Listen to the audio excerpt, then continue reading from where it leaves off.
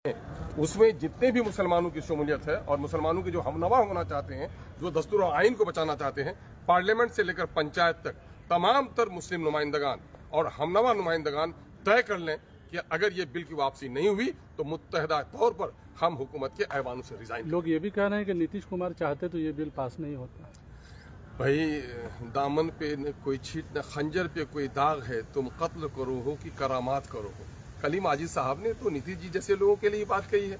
दफा 370 का मामला हो, तलाक बिल हो, एनआरसी हो, कितनी चालाकी से बात कर रहे हैं, है ना। तो फिर इसी तरह उनके झांसे में लोग आ रहे हैं।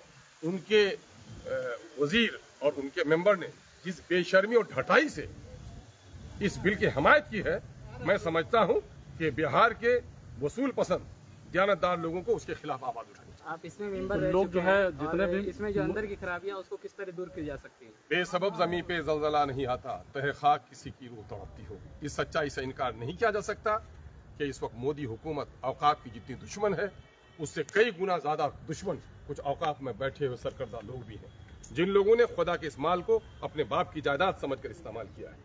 कुछ लोगों ने पार्टी की तरफदारी में इसका इस्तेमाल किया है। मुसलमानों के दरमियान में खाइनों का एक बड़ा तबका है जिसने वक्त की इमलाक को बहुत ज्यादा खुर्द-बुर्द किया है। उसके खिलाफ भी बात उठनी चाहिए। अलमिया ऐसी बात का है कि जब हम पर हमला होता है तो हम तहफ़्फ़ुज़ के लिए तो बेदार हो जाते हैं, लेकिन तामीर के लिए बेदार नहीं होते। जो कौम तामीर के लिए बेदार नहीं होती है, वो कौम अपना तहफ़्फ़ुज़ भी नहीं कर सकती है।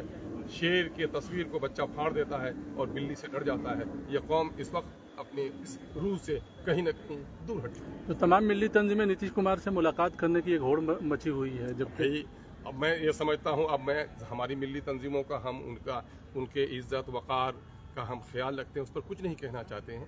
लेकिन जिस तरह से कहा जाता है कि उलमाए हक़ भी होते हैं, उलमाए सू भी होते हैं, तो कुछ मिली तंजीमें हमारी खैरख्वाह भी होती हैं और कुछ अपने ज़ाती मुफाद के लिए इब्नुल वक्ती का भी फरीजा जाते हैं। क्या आपको लगता है कि ये मामला सिर्फ वक्त की संपत्ति का नहीं है, बल्कि ये खतरा कब्रिस्तान और मस्जिदों पर? यकीनन वक्त की इमलाक का मतलब ये है, कब्रिस्तान, खानकाहें, मदरसे, मसाजिद, ये हमारी औकाफ की इमलाक है।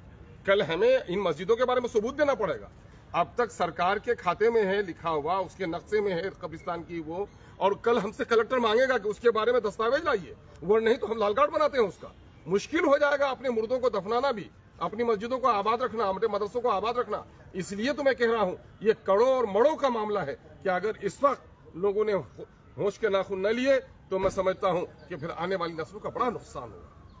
सिर्फ मुसलमान के लिए खिलाफ है या फिर देखिए, ये आइन के खिलाफ है, ये दस्तूर के खिलाफ है, ये रवादारी के खिलाफ है। लेकिन मौजूदा वक्त मोदी हुकूमत चुन चुन कर मुसलमानों के खिलाफ मसाइल को खड़ी करती है ताकि फिरका परस्त ज़हनों को इत्मीनान हो सके।